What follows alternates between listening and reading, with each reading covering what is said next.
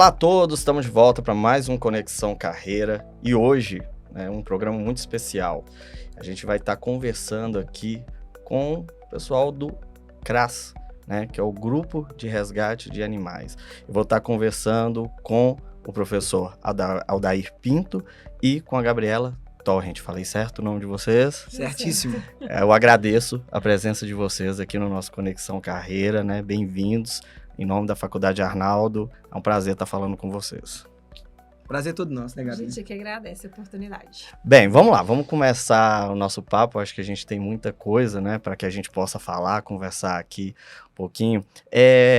Fala um pouco para a gente, professor Aldair, sobre o GRAS, né, Grupo de Resgate de Animais. Quando que ele começou? Tem quanto tempo?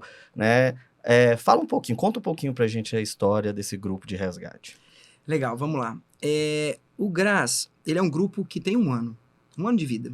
Mas é importante contar que essa história não começou há um ano atrás. Desde quando a barragem de Brumadinho, em 2019, rompeu, eu estive lá com alguns alunos na época, que foi o primeiro passo que a gente deu para começar a trabalhar com a medicina veterinária de desastres, que é uma área da veterinária que é recente e que poucas universidades e faculdades têm essa área como uma aptidão dentro do curso. Então, na época, eu fui convidado pelo Conselho de Veterinário, nosso Conselho Regional, para que nós pudéssemos ir para trabalhar no cenário em Brumadinho. E na época a gente não tinha tempo de se organizar, eu conversei com alguns coordenadores e levei alguns alunos comigo. E de lá para cá, a gente vem trabalhando, estudando e aprimorando a medicina veterinária de desastres. Mas, não sei se todos percebem, os desastres ambientais, cada dia que passa, eles aumentam e intensificam. Foi quando, ano passado, de tanto irmos para desastres, como fomos para Brumadinho, como fomos para o Pantanal em 2020 nas queimadas, como fomos para o Chile, o João me chamou, o João Guilherme, nosso diretor, e falou assim, Aldair, nós precisamos intensificar, nós precisamos organizar esses alunos, você, como uma equipe nossa, para que a gente possa servir de uma maneira melhor à sociedade. Foi então que o GRAS surgiu como um grupo especializado dentro da faculdade, trabalhando em cenários de desastre ambiental. Então, ou seja, o trabalho do grupo ele já vem há um bom tempo, né? Esse trabalho já é desenvolvido, mas enquanto um grupo formalmente constituído dentro da instituição, período de um ano. Mas esse trabalho já vem sendo desenvolvido, como você disse, desde Brumadinho. Isso, nós inclusive temos ex-alunas, egressas, que já são médicas veterinárias que pertencem ao grupo e começaram ainda no 5º período de faculdade. Então já mostra que existe uma trajetória que não é tão curta quanto a logo e quanto os símbolos, né? Mas que ela é uma trajetória que foi se formando com a atuação e não com somente a parte administrativa, que é a fundação do grupo. Sim, e hoje o GRAS, ele conta com quantos alunos? Como é que funciona essa estrutura dele? Tem um coordenador, tem um grupo de quantos alunos? Quem quiser participar, por exemplo, como que pode fazer para participar? Perfeitamente. É importante dizer para todos que um grupo de resgate não é somente exclusivo para médicos veterinários. Nós podemos fazer um trabalho interdisciplinar e multidisciplinar. Então, nós podemos ter alunos de outros cursos, por exemplo, alunos de administração, biólogos, geografia, engenharias, podem participar porque todo mundo é bem-vindo para auxiliar em trabalhos de desastre. O que precisa ficar claro para as pessoas é que todo mundo precisa fazer os treinamentos básicos, que são treinamentos de segurança pessoal, trabalhos de socorro e salvamento, para que a gente possa atuar em cenários como esse. Então, hoje, nós temos um processo seletivo que dura um ano, a pessoa ela entra no grupo através do processo seletivo. Se ela passa nas primeiras etapas, com atendimento e avaliações psicológicas, avaliações de testes físicos e de aptidões, ela cursa durante um ano os treinamentos, depois ela faz uma prova e se insere no grupo. Atualmente, nós estamos com 7 membros, né, contando com as egressas que fazem parte. Nós trabalhamos em modelo de escala de urgências e emergências em Belo Horizonte e a gente pretende agora, com o processo seletivo que a gente está encerrando, colocar mais uns 30, 40 membros, que foram as inscrições que nós tivemos durante esse processo seletivo. A Gabriela é uma das voluntárias. Exatamente. Já há quanto tempo? Há uns 6 meses, mais ou menos, porque eu entrei na faculdade no ano passado. Fui assistir uma palestra do Aldair em um evento do mercado pet e o tema da palestra dele chamou a atenção. que era a atuação do médico veterinário e do estudante dentro do cenário de desastres, que é o tal do resgate técnico de animais, que eu nunca tinha escutado falar. A medicina veterinária estava muito nova para mim. E aí, nessa palestra, ele falou sobre um evento que funciona também como uma parte do treinamento, que é um simpósio de desastres, onde se reúnem palestrantes, professores, com atividades teóricas e práticas, que entra como parte de um treinamento para fazer parte desse grupo. Né? E aí eu fui fazer esse treinamento, foi tudo de uma forma muito intensa. Sofri um pouquinho. Sofri um pouquinho, nunca tinha ficado imersa em um ambiente com 3 dias, atuando e, na verdade, aprendendo sobre atendimento pré-hospitalar, médico, né, Aldair, para socorrismo humano e socorrismo de animais, dentre outras atividades, treinamento em altura, ficar muitas horas sob uma forte pressão, sob concentração, entrar no meio da mata, trabalhar com manejo e organização de EPI, de equipamentos de socorrismo e de resgate animal. Então, foi tudo um primeiro contato de uma forma muito intensa.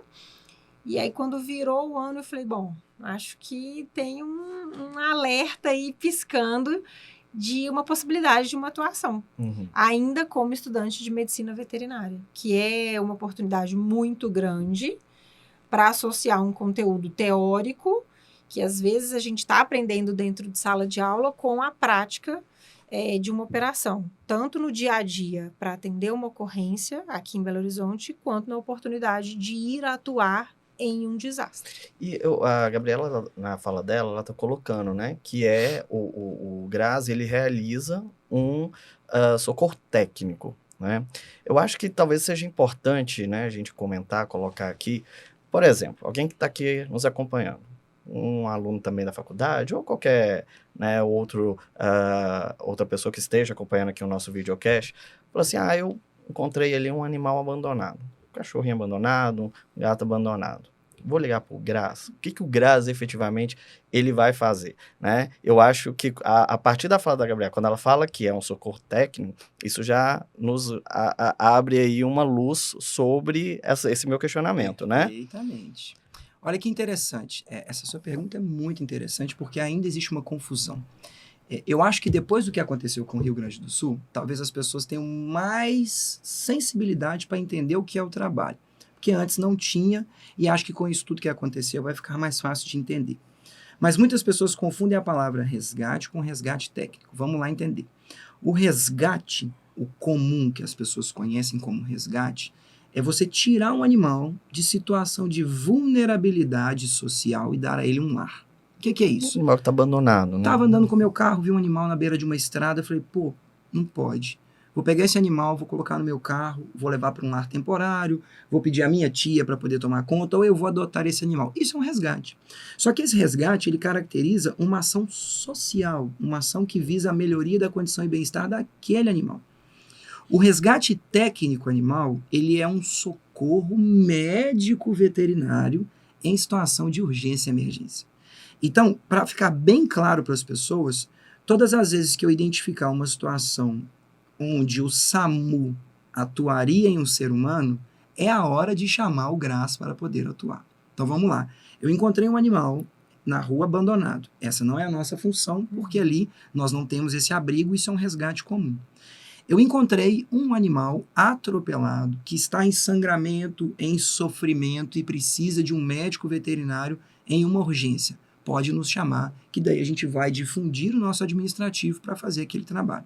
Então essa é a grande diferença. O resgate técnico, ele é exclusivo do profissional, que aí é o médico veterinário, junto com os auxiliares de veterinária, e o resgate comum é simplesmente recolher um animal e dar a ele um lar. E que fique claro a todo mundo, todos dois são importantes.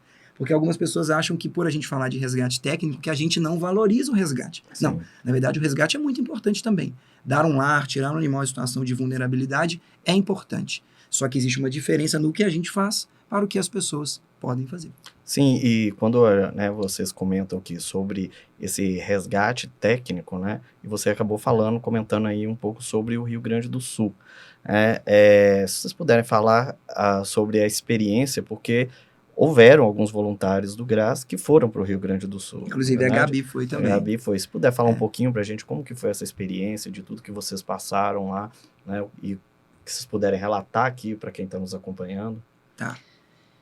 Bom, seguinte, o que eu me lembro de mais marcante é porque, o Aldair falou isso muitas vezes, existia uma grande diferença do que estava sendo transmitido na mídia, do que estava acontecendo lá e de quem estava consumindo diretamente tudo que estava acontecendo. Então, essas 3 frentes de informação, no meu ponto de vista, e o que também o Aldair analisou na época com a equipe, é quem estava aqui, longe da situação, estava vendo tudo. Quando eu estava junto com os membros do GRAS, administrando as ocorrências no Instagram, quando tudo aconteceu, ali os primeiros dias de crise, que é realmente um colapso, a gente não acreditava que a situação, enfim, já tinha tomado aquela proporção. Quando você começa a receber fotos, vídeos e áudios de pessoas que estão em situação totalmente vulnerável, porque não era só um atendimento de me ajuda, socorro, meu gato está preso ou meu cachorro está preso à água. Tinham pessoas ali e elas estavam pedindo ajuda para todo mundo. Qual que é o trabalho que aconteceu por conta atrás disso e que a gente estava muito bem suportado fisicamente e emocionalmente? Por mais que um soldado tenha todos os treinamentos para ir para uma guerra, quando você vai, é diferente. E eu me lembro muito bem de que esse soldado ele mantém um treinamento ao longo de 1 ano. Você não se prepara para um dia ir para uma guerra planejada. Pode até acontecer, mas você tem que estar ali todo dia treinando. Que seja ir para a aula, fazer os trabalhos ou atuar de forma voluntária ou remunerada em alguma situação. Quando o Aldair convocou os membros, é porque ele já estava expandindo a equipe. Então, formou-se um grupo, que foi a primeira, vamos chamar assim, de primeira leva da equipe para ir. Depois ele estava convocando uma outra equipe. Quem estava aqui já estava acompanhando, mas quem estava lá sofreu uma pressão psicológica muito grande da primeira equipe que chega para atuar ali na linha de frente. No front, né? Que está no front. E quem está por trás, e aí entram outras atividades, que é essa explicação de como é que eu posso atuar. Eu sou estudante, ou eu sou formada em psicologia, administração, ou eu entendo de logística. Como é que eu sirvo para esse grupo? Atuando na parte administrativa, no back-office, ali por trás, coordenando e ajudando. Então, tinham muitas pessoas se dispondo a todo momento. Eu quero ir, eu quero ajudar, como é que eu faço? Mas para ir para lá, o que a gente precisava? Tanto fisicamente dos equipamentos, quanto emocionalmente para chegar em um ambiente e lidar com um cenário de caos, de desastre. Poderíamos encontrar corpos de animais ou corpos de pessoas, casas remexidas, casas submersas, enfim. Então, tudo isso, de alguma forma, a gente já vinha se preparando para chegar lá e encontrar. Se não visse nada daquilo, ótimo. E outros pontos de atenção também a gente, quando recolhe um animal, quando salva um animal, independente se ele está abandonado ou a situação em que ele foi encontrado ali, ele pode ter um dono. E esse dono pode não estar mais vivo. Então, toda essa junção desses fatores, a gente tinha que lidar com aquilo ali e, ao mesmo tempo, se preocupar. O Aldair fala muito isso. Se você é um profissional que está disposto a entrar debaixo de um caminhão, atravessar um sinal vermelho para salvar um animal, você acaba gerando um problema. Então, você tem que ter um controle ali de que você está indo trabalhar em uma operação de um resgate. Você não pode se tornar mais um problema para aquele cenário de desgaste, para aquele cenário do desastre. Então, teoricamente, você tem que ser autossustentável, basicamente. Por quê? Está indo um grupo de voluntários, você vai gerar mais lixo para a cidade, você vai gerar mais despesa para um abrigo que já teria uma ocupação ou um espaço ali para acomodar, por exemplo, a população, que foi onde nós ficamos, Exatamente. inclusive, um alojamento de uma igreja, junto com a população que estava ali abrigada, Que Isso havia foi perdido tudo. que em havia Porto perdido Alegre tudo. mesmo? Ou Em foi Novo Hamburgo. Em Novo Hamburgo. Em Novo Hamburgo. A história pra gente começou assim. Quando a gente fala de resgate técnico, a gente tem um outro braço, uma outra vertente, que é o tal da medicina veterinária de desastres. E aí muitas pessoas podem estar perguntando assim, tá, mas a Gabi falou que ela tem 6 meses de grupo, como é que ela já foi para uma experiência como essa? Existe um contexto. Como a Gabi muito bem colocou, ela fez um simpósio, que é uma imersão, junto com membros, com bombeiros, com outros profissionais, durante uma semana, parte teórica e parte prática, aprendendo sobre isso. E a Gabi tem uma característica que ela já tem uma bagagem de experiência, de mergulho, uma experiência de trabalho, você já fez Ironman também, né? Uma experiência do triatlon Do aí que lhe trouxe uma triatlon. resistência. Então ela já tinha um certo preparo físico para poder atuar. Ela não foi na primeira equipe, que é a equipe do front, que a gente chama de atendimento primário. Nós somos uma equipe de, primeiramente, 7 pessoas. Fomos reconhecer o ambiente, enxergar. Mas só te interrompendo, né? Quando você fala dessa primeira equipe, a Gabi também comentou, essa primeira equipe também era do GRAS ou era uma Isso, outra nós equipe tínhamos de outras equipes, outros voluntários. Aham. O que aconteceu foi, nós tínhamos uma pessoa do GRAS, que foi a Paulinha, que já é formada médica veterinária, que foi na primeira equipe. Entendi. Que a Paulinha já tem mais experiência, trabalhou em Brumadinho, trabalhou no Pantanal e já trabalhou em outros cenários de enchente. Então a Paulinha, como já era médica veterinária e como ela já tinha essa experiência, ela foi primeiro, na primeira equipe. E a Gabi ficou na segunda equipe, mas fazendo o trabalho que é importante, que é o que ela colocou. Enquanto a gente está na água, você está no rádio e fala, Gabi, olha para mim que rua que eu tô. Ela olha no GPS e fala, você está na rua tal, a pessoa que pediu um resgate, você vai curvar 2 à direita, 3 à esquerda. Isso tudo assim, é um trabalho integrado. Mas o importante é, quando a gente organizou, nós fomos no dia 2, começamos a organizar no dia 2, e a gente ia para Porto Alegre, 2 de maio. Infelizmente o aeroporto fechou, no dia 3, que era o nosso voo do dia 2, o último voo saiu às 8 da manhã, às 8 da noite, o nosso voo era às 8 da manhã. Do dia 3 não conseguimos. Foi quando a gente conseguiu o contato de Novo Hamburgo e o secretário do município falou assim, podem vir para cá porque aqui está precisando. E aí nós deslocamos para Caxias do Sul, pegamos um carro, deslocamos mais de 6 horas de estrada. Essa primeira equipe que fez essa atenção primária percebeu pelo tamanho do desastre do Rio Grande do Sul que não daria conta. Precisaríamos de mais pessoas. E naquele momento eu conversei com a nossa coordenadora do curso, mais com os membros do GRAS, e aí foi sugerido que a Gabi pudesse ir pela experiência que ela tinha e por tudo isso. E aí quando eu conversei com a Gabi, no primeiro dia que ela chegou, o objetivo da Gabi era trabalhar lá nos abrigos, ajudando a cuidar desses animais. Mas ainda tinham muitos resgates a serem feitos na água. E a gente falou, Gabi, é pegar o treinamento que você fez, é pegar essas experiências e nós vamos. Aí lembro como se fosse agora, ela entrou num caiaque assim, a gente chegou, tinha um resto de um telhado com 11 porcos. Era só o resto do telhado, porque a água tinha enchido e eles conseguiram sobreviver. Eles estavam ali há 12 há 12 dias, mais ou menos. Foi quando a Gabi chegou, acho que entre 10 e 12 dias que eles estavam ali, com fome e tal. E aí eu falei, Gabi, você tá no caiaque, você vai lá, você vai pegar o porco, vai colocar ele dentro do seu caiaque e a gente vai anestesiar para transportar. E aí nesse momento, assim, na hora que ela foi chegando perto com as equipes, os porcos se agitaram e o telhado cedeu. E aí, quando o telhado cedeu, um desses porquinhos, que era um manchadinho assim, ele caiu do telhado e ele passou por baixo da telha nadando e saiu por trás da Gabi.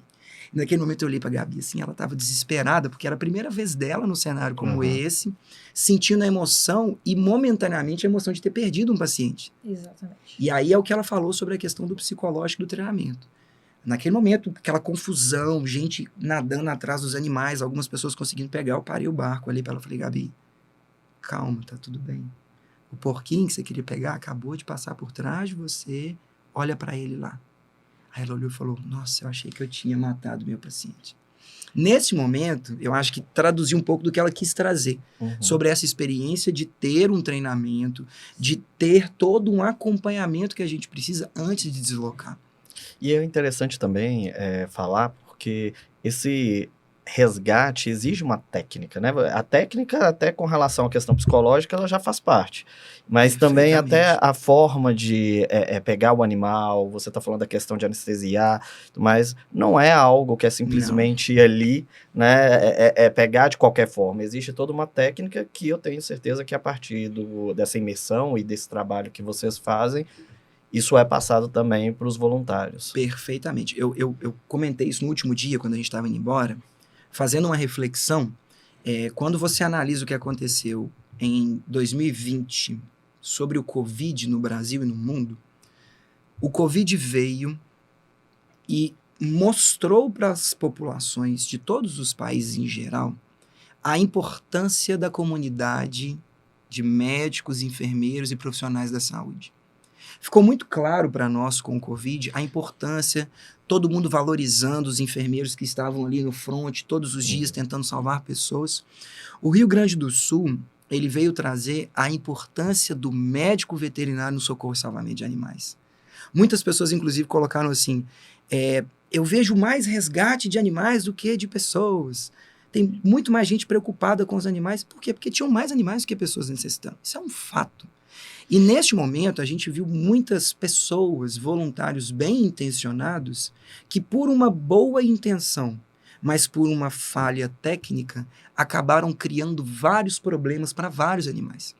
Então, para nós ficou muito claro que o resgate técnico, o trabalho que a gente faz, ele exige treinamento, porque ele exige de nós a salvação, o momento de tirar aquela vítima que só o médico veterinário com a equipe entregada multidisciplinar consegue fazer. Veja bem, o cavalo caramelo é um exemplo disso. Sim. O cavalo caramelo precisou sair de cima de um telhado e ser deslocado por mais de 7 quilômetros de barco. Qual é o único profissional que teria capacidade de anestesiar e acompanhar o animal em uma embarcação? É o médico veterinário. De cavalo, nós fizemos mais de 12 resgates. Então, assim, resgates que talvez outros profissionais, por mais bem intencionados que sejam, não conseguiriam fazer por falha técnica, por falta de ensinamento naquilo que é competência privativa da nossa profissão. E você comentou, né, de um caso emblemático, que foi o cavalo caramelo. A gente já teve também um outro caso emblemático, né, dentro da nossa instituição. O GRAS ainda não existe enquanto um grupo, né, formalmente constituído, mas com certeza já existia o trabalho de vários profissionais que hoje fazem parte aí do GRAS, que é o Sansão. O Sansão. Né? Eu que atendi o Sansão. Pois é, se puder também falar um pouquinho pra gente. Vamos. O Sansão, ele envolve uma outra área, que também é pioneiro na Faculdade Arnaldo, que é a área da medicina veterinária investigativa. É a hora que o médico veterinário auxilia as polícias em cima de investigação com animais. Veja bem, hoje é muito comum você acionar a polícia quando se tem casos de investigação criminal. E os investigadores da polícia são todos profissionais concursados e também que têm terceiro grau completo, mas são profissionais de química, biologia, engenharias. O médico veterinário, ele é um profissional específico quando se fala de atendimento de animais. E hoje é muito comum a gente acionar a polícia civil para casos de maus tratos aos animais. Só que o único profissional que consegue avaliar lesões, patologias decorrentes de maus tratos é o médico veterinário. E a nossa relação com a Polícia Civil de Minas começou lá em Brumadinho. Foi quando a gente conheceu os investigadores, os peritos, e formamos ali uma grande rede de trabalho para coibir os maus tratos aos animais em Belo Horizonte. O que aconteceu no caso do Sansão foi quando ocorreu o crime. O tutor, né, o proprietário assim, da situação, o tutor do Sansão me ligou, falou: professor, eu vi que você trabalha com investigação, você poderia me ajudar? Na mesma hora eu liguei para o João Guilherme, liguei para o Bruno Divino, que era o nosso coordenador, ainda é do hospital, do Arnaldo. Falei: Bruno, nós estamos com essa situação desse cachorro. O Bruno falou: daí, pode trazer para cá, pode trazer agora, a gente dá um jeito aqui, se precisar opera, se precisar a gente interna. E foi quando a gente levou o Sansão lá para a faculdade, no hospital. E olha que interessante, naquele momento existia uma dúvida, porque o réu confesso, que era a pessoa que cometeu o crime, que era vizinho, ele tinha alegado que tinha usado uma foice para decepar as pernas do animal. E ele fez isso numa maneira de tentar defender a sua família de um ataque. Só que quando o animal chegou lá na faculdade Arnaldo, que a gente colocou o animal no consultório, foi fazer o exame de corpo de delito, a gente percebeu que a história estava muito mal contada. E o Sansão tinha lesões na boca, indicando que ele tinha sido amordaçado, que ele tinha sido amordaçado com um arame farpado, e que a pessoa não tinha usado uma foice em si, o facão. Então, assim, com toda a estrutura da medicina veterinária legal, que a gente construiu desde Brumadinho também, envolvendo desastres, a gente auxiliou a polícia a dizer, olha, essa pessoa não fez exatamente isso que ele está falando. Ele foi muito além disso e gerou todo o inquérito policial lá dentro da nossa instituição para a Polícia Civil de Minas Gerais. E foi assim que a gente, né, consagrou o Sansão dentro do nosso hospital como sendo para nós não só uma referência de persistência, de resistência que ele por não ter morrido, por ser essa referência emblemática, mas também a partir daí gerou uma lei nacional, que é a Lei Sansão, e gerou também toda essa comoção hoje que existe quando se fala de maus tratos envolvendo animais. E quando vocês, né, comentam esses casos, seja lá do Rio Grande do Sul, do Cavalo Caramelo, do Sansão, eu acho que é importante também a gente frisar um pouco o apoio da própria instituição a todos esses casos, né? A ida de vocês ao Rio Grande do Sul, o atendimento no nosso hospital ao Sansão, como que vocês sentiram o suporte da instituição nesses casos aí, que foram casos tão emblemáticos para a nossa instituição e para a nossa sociedade, de um modo geral, né? Bom, primeiramente, assim, o que eu acho que tem que ficar muito claro para quem está assistindo é que a nossa instituição, graças a Deus, diferente de muitas outras instituições, nós temos uma relação com os nossos superiores, além de ser uma relação profissional, de confiança, de trabalho e de pessoal. Eu digo, por exemplo, hoje, a nossa coordenadora do curso de Medicina Veterinária, a professora Carolina, além dela ser a coordenadora, ela é uma amiga. É uma pessoa que eu posso ligar e falar assim, Carol, nós estamos precisando disso. Assim como a gente consegue isso com o João. Uma coisa que sempre fica claro quando eu participo de reuniões com o João ele fala assim, todo mundo tem o meu telefone. Sim. É uma frase que ele usa. Isso quer dizer o quê? Quando você tem um desastre, você imagina, você precisa deslocar, você tem um tempo para ir, você tem uma previsão de volta, mas que ainda assim não é algo certo, depende muito do cenário, do que você está vendo. Aconteceu com a gente no Rio Grande do Sul, assim como em Brumadinho, você ficar sabendo do incidente hoje e preparar uma viagem para amanhã.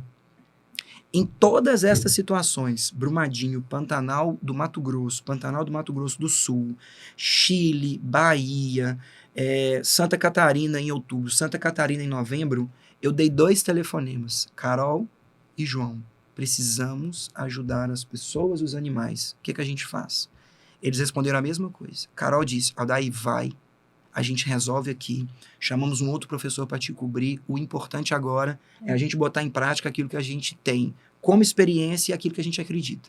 E em segundo, o João fala, Aldair, eu vou ajudar naquilo que eu puder para que os nossos alunos e você representem a nossa instituição naquilo que a gente faz.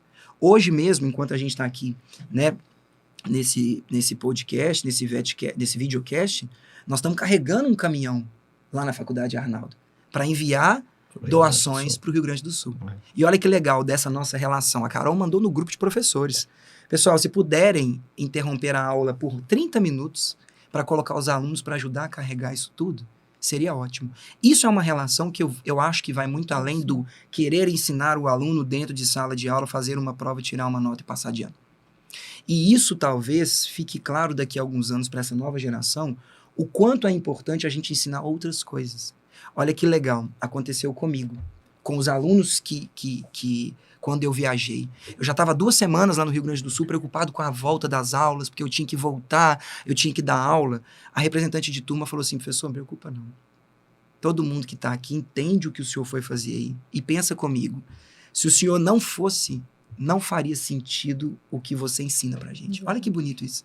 Todo diferencial, né? Isso que a gente comenta sempre aqui, até no Conexão, uma formação de fato humanizada. Né? Uma formação que não... Lógico, o ensino técnico é fundamental, mas trazer também esse lado humano, esse lado de se preocupar com o próximo, né, com o outro, isso faz parte dos valores da nossa instituição e com certeza são valores que hoje, né, tanto o nosso corpo administrativo, o nosso corpo docente e os nossos alunos já conseguem absorver, né, esses valores. Então, eu acho que tudo isso que você está falando também é fundamental para que a gente tenha um curso com uma nota tão boa, né? Sim. No MEC, um curso que tem um conceito muito bom. Aliás, a Gabriela, né, que ainda está aí cursando, fazendo o curso de medicina veterinária, eu queria emendar tudo isso que a gente está falando já do curso, Claro. E perguntar para você, Gabriela, como que você pode descrever para a gente a sensação e também não só a sensação, mas a importância que tem esse trabalho de voluntário, né, do voluntariado junto ao GRAS, na sua formação acadêmica? Olha só, minha relação com a Faculdade Arnaldo, ela começou antes de ir para a sala de aula. Ela começou no hospital veterinário da faculdade. Eu me lembro que eu estava inteirando, acho que 3ª semana ou 4ª semana de aula.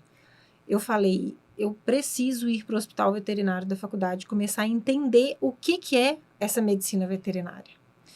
E o primeiro contato, antes de conhecer onde que eu ia estudar, que é no Anchieta, eu fui recebida no hospital, pelo João, inclusive, e pela Carol. Lá na Unidade Pilar. Lá na Unidade Pilar. E os detalhes do hospital veterinário, me chamaram muito a atenção. Toda a estrutura que existe ali, todos os profissionais que atuam ali, de forma remunerada ou voluntária, eles têm um motivo para estar ali. E eu queria fazer parte desse time. Sem falar que é um dos maiores e melhores hospitais, né, exatamente. veterinários. Então eu fiquei encantada. Eu falei, gente, eu não fazia ideia que existia aquele hospital, aquela estrutura toda. Então ir para a sala de aula, para mim, foi um segundo ponto. Eu falei, depois eu vou começar a ver, eu quero vir para o hospital. E aí eu lembro exatamente disso. Então, entre 3ª semana e 4ª semana de aula, que eu já comecei a ir para o hospital para fazer um estágio voluntário. Então, é mais uma oportunidade que a faculdade dá para você começar a colocar em prática. Então, tem os profissionais lá dentro, os médicos veterinários, auxiliares e enfermeiros, que vão fazer todos os atendimentos. Mas os alunos que chegam, se registram e tem todo um programa de estágio... Toda uma prática de vivência ali. Tem uma prática de vivência. Então, eu comecei a acompanhar os atendimentos desde muito cedo, porque eu queria vivenciar aquilo. Eu queria saber o que era atender um animal, e de todas as espécies. Os equinos, cachorro, gato, enfim, pássaros, aves, tudo. Todas as espécies são atendidas lá no hospital. Então, como tutora, eu tenho a minha experiência. E na minha cabeça, eu já tinha criado mais ou menos uma trilha do que eu vou fazer quando eu puder atender, quando eu ser médica, quando eu me tornar médica veterinária. E eu lembro direitinho que eu comentei com a minha mãe, falei, mãe, quando eu estiver atendendo, eu não vou chamar o animal pelo nome do tutor. Eu vou chamar pelo nome do animal. Eu vou falar, Gaia Maria. E eu já ensaiava isso na minha cabeça. Então, quando eu comecei a ir para o hospital, eu falei, gente, que legal. Isso está acessível. Então, existe um programa de estágio remunerado e existe um programa de estágio voluntário. Eu sempre tive a responsabilidade, a autorresponsabilidade de fazer algum tipo de trabalho voluntário na minha vida. Como é a minha segunda graduação, as minhas outras atividades, elas estavam mais voltadas para outras áreas. Mas na veterinária, eu falei, o que eu posso fazer de diferente? Foi quando eu comecei a fazer o estágio na faculdade, que ele já era um trabalho voluntário, em que eu sabia que eu ainda não tinha conhecimento para atender diretamente um animal, mas enquanto o médico veterinário está lá examinando, eu poderia fazer uma conversa com aquele tutor. Eu poderia prestar um outro tipo de atendimento ali sob uma supervisão, e que de fato é uma experiência. Eu poderia ver o que o auxiliar, como é que ele estava armazenando os medicamentos, ou como é que ele estava, enfim, fazendo a aplicação de algum remédio, como é que funciona um plantão, como é que é a troca de turno, como é que é um animal que não consegue se locomover e vai precisar de fralda, entrar num bloco cirúrgico, nunca tinha entrado num bloco cirúrgico, imagina. Então, eu sempre fui apaixonada por animais, mas eu estou numa fase entendendo se é uma paixão como Gabriela, tutora, ou se é uma paixão Gabriela que vai exercer essa profissão. Então, me equipar, entrar num bloco veterinário, ver ali, num bloco cirúrgico, ver uma castração ou uma cirurgia de piometra, falei, eu preciso ver se eu dou conta disso. Então, E o voluntariado, o trabalho dentro do GRAS veio somar mais ainda. veio somar mais ainda. Dedicação de tempo, porque precisa ter, independente se vai ser à noite, se vai ser no final de semana. A gente tem uma escala de disponibilidade. Então, trabalho durante a semana, estudo à noite. Qual que é a minha disponibilidade? Final de semana. Que ótimo. Então, tem pessoas que trabalham no final de semana. Essa disponibilidade vai ser durante a semana. E assim, a gente vai montando uma escala.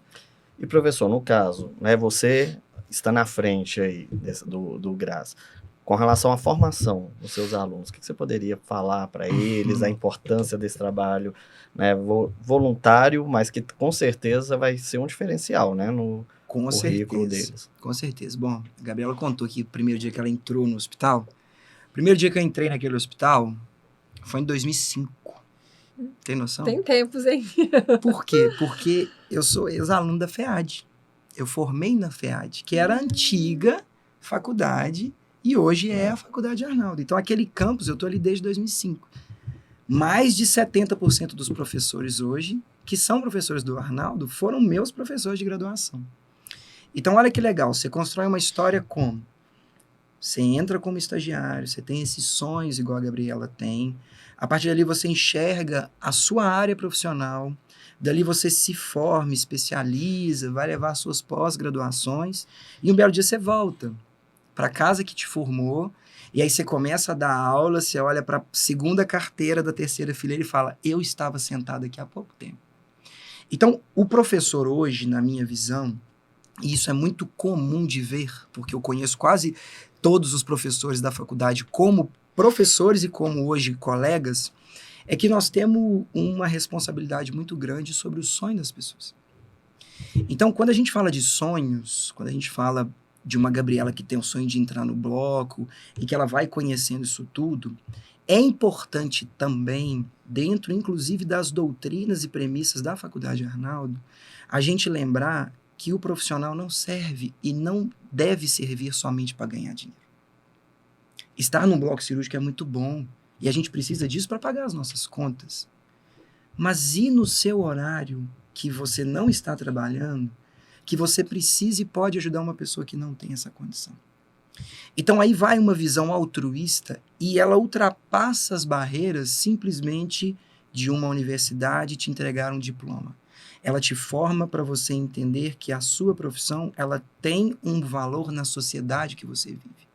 E eu não vejo hoje uma universidade que não devolve à sociedade aquilo que ela ensina para os seus alunos. Então, olha que legal. Você também é professor, você sabe disso.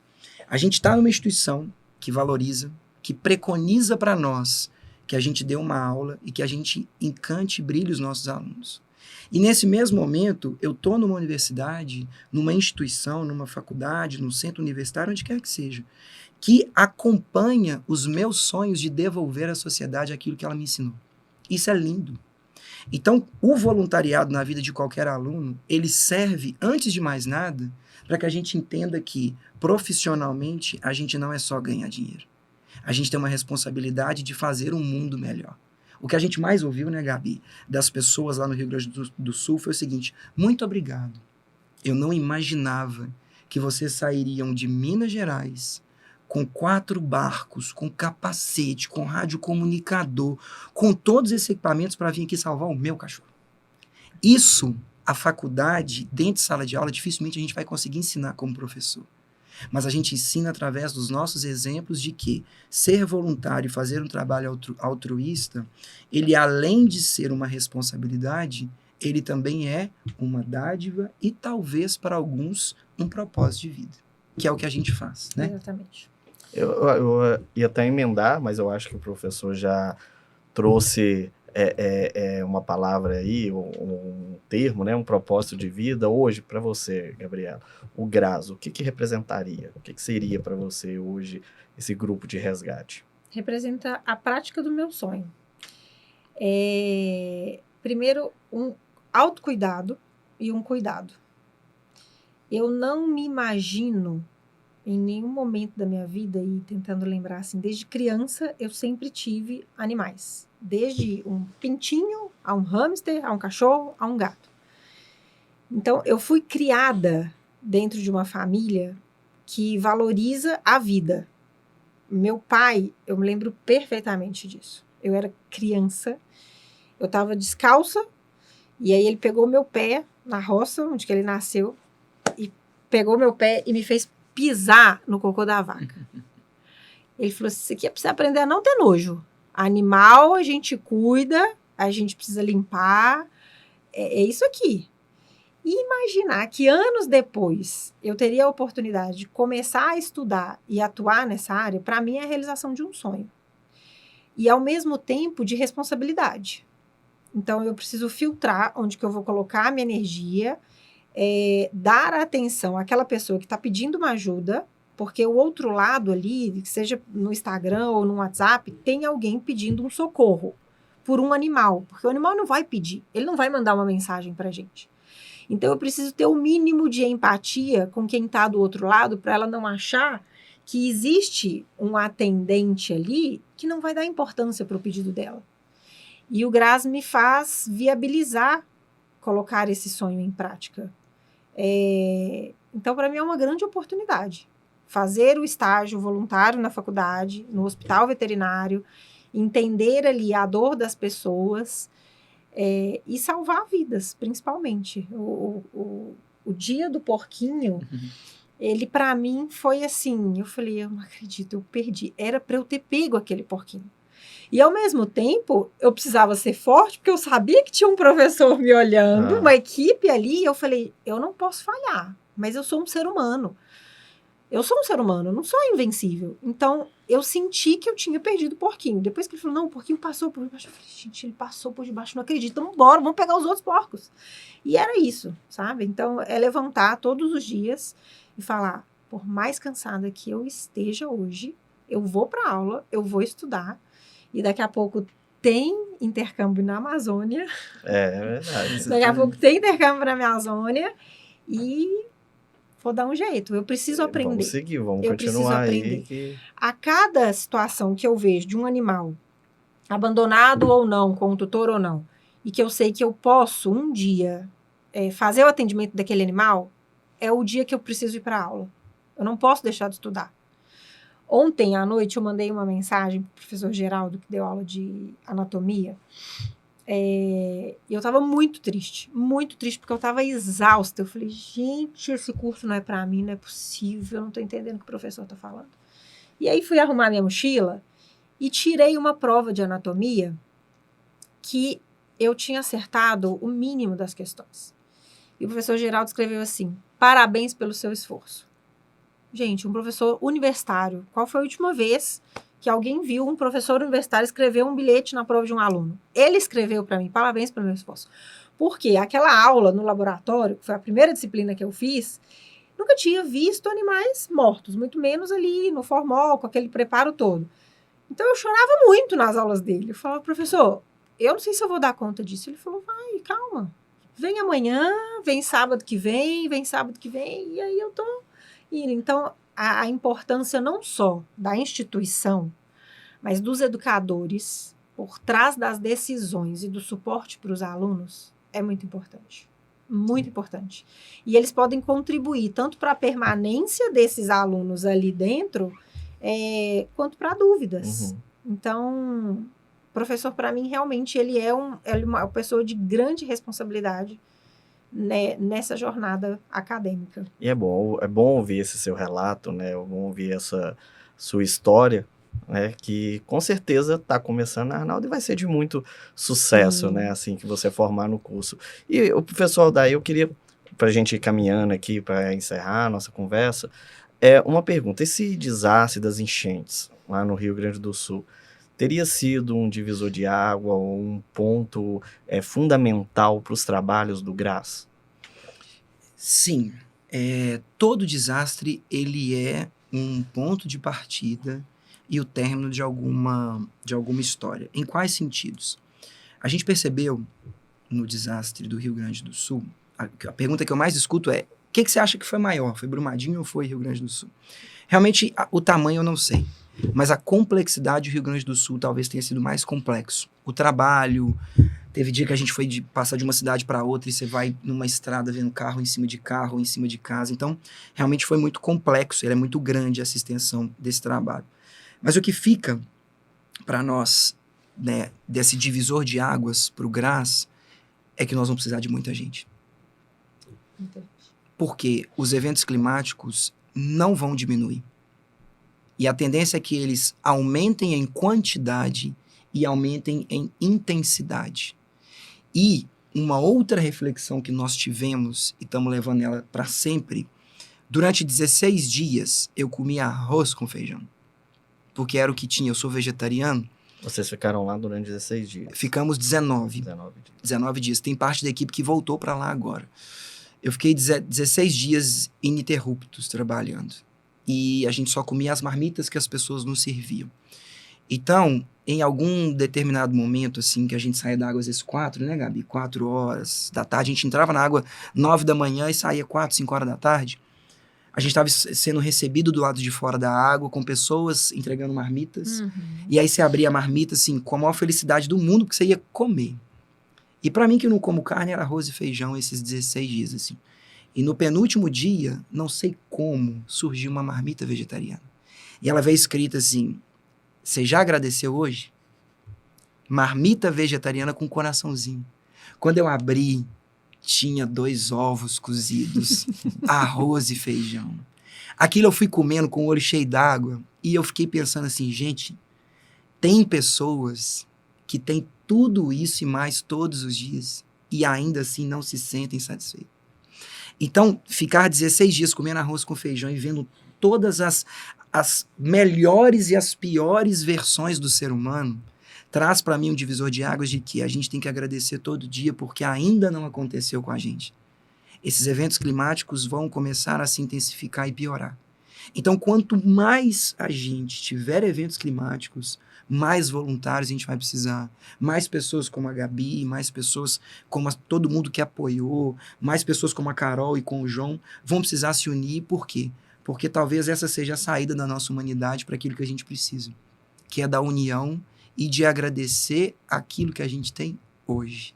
Eu acho que é isso. E eu acho que é justamente por isso que você está falando, que é fundamental a gente falar de grupos como o GRAS, né? Para que mais e mais pessoas conheçam o trabalho de vocês, saibam o trabalho que vocês estão desenvolvendo, né? Para quando tiver uma situação dessa também saber a quem procurar, né? Um resgate técnico com pessoas que são capacitadas para isso, profissionais que são capacitados e que sabem, de fato, o que estão fazendo, né? Preciso entrar em contato com o GRAS, né? Como é que eu faço? Gras.arnaldo. G-R-A-S. No Instagram. Arnaldo. No Instagram. E lá tem o link. Brevemente a gente já vai ter o contato do WhatsApp disponível. Pelo próprio Instagram mesmo, já vai fazer uma conexão e a gente já vai conversar e responder instantaneamente as ocorrências. Então, GRAS, tudo junto, ponto Arnaldo. Exatamente. Pessoal, olha, a gente poderia continuar conversando aqui, com certeza vai vir aí parte 2, parte 3, né? Certeza. Tenho certeza que todos os colegas de vocês que estão acompanhando aqui a nossa conversa e também todo o nosso público externo que está acompanhando, ficaram até mesmo emocionados com os relatos de vocês sobre tudo que vocês passaram e tudo que vocês têm desenvolvido, né? A gente está vendo aí que vocês hoje com a vestimenta do GRAS, e o que a gente torce é para que, como você disse, o grupo cada vez se torne maior, tenha mais voluntários, cada vez mais sólido e que o trabalho de vocês seja cada vez mais reconhecido. Eu agradeço né, a atenção de vocês, por vocês estarem aqui, muito obrigado. E para você que está acompanhando aqui o nosso Conexão Carreira, continue seguindo as nossas redes sociais, o nosso canal no YouTube, porque outras entrevistas tão boas quanto essas ainda virão. Muito obrigado e até a próxima.